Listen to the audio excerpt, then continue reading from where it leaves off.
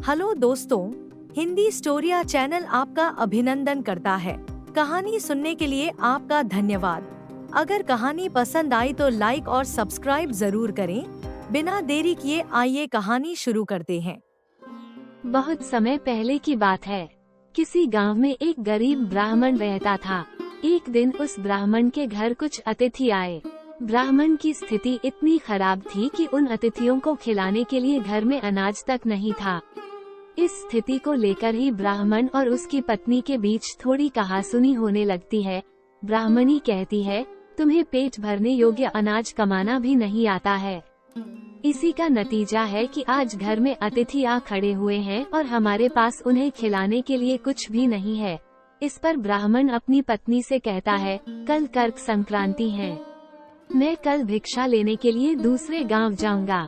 वहां एक ब्राह्मण ने मुझे आमंत्रित किया है। वो सूर्य देव की तृप्ति के लिए कुछ दान देना चाहता है। तब तक जो कुछ भी घर में है उसे आदर सत्कार के साथ अतिथियों के सामने रखो। ब्राह्मण की यह बात सुनकर ब्राह्मणी कहती है, तेरी पत्नी होकर मैंने कभी सुख नहीं भोगा है। न कभी खाने को मेवा मिष्ठान मिला, न ही धन के वस्त्र और आभूषण।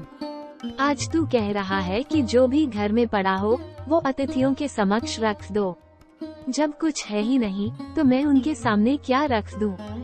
पड़े हैं तो बस एक मुट्ठी तिल, तो क्या अतिथियों के सामने सूखे तिल रखना अच्छा लगेगा?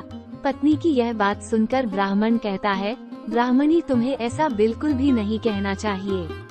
कारण ये है कि इच्छा के अनुसार किसी भी मनुष्य को धन की प्राप्ति नहीं होती है।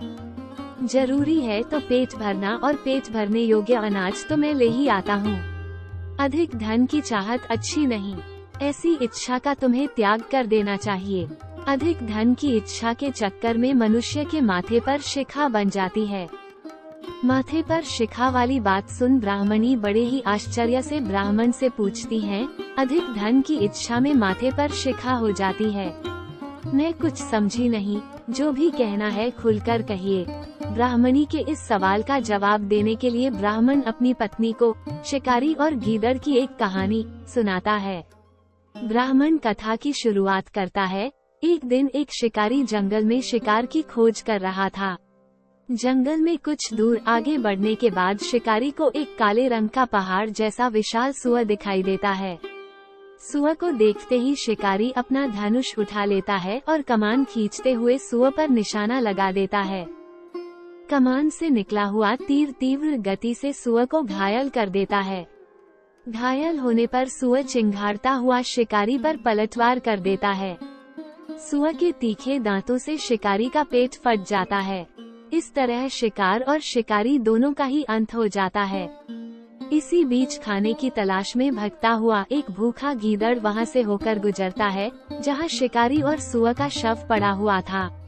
बिना मेहनत इतना सारा भोजन देख गीदड़ मन ही मन बहुत खुश होता है और मन ही मन सोचता है कि आज तो ईश्वर की बड़ी कृपा हुआ, जो इतना अच्छा और अधिक भोजन एक साथ मुझे मिला है। मैं इसे धीरे धीरे और आराम से खाऊंगा, ताकि लंबे समय तक मैं इसे उपयोग में लाऊंगा। इस तरह मैं इस भोजन के साथ लंबे समय तक अपनी भूख को शांत रख पाऊंगा। इन सभी बातों पर विचार करते हुए गीदड़ सबसे पहले छोटी छोटी चीजों को खाना शुरू करता है। तभी उसे शिकारी के मृत शरीर के पास धनुष पड़ा दिखता है। गीदड़ के मन में पहले उसे ही खाने का विचार आता है और वह धनुष पर चढ़ी डोर को चबाने लगता है।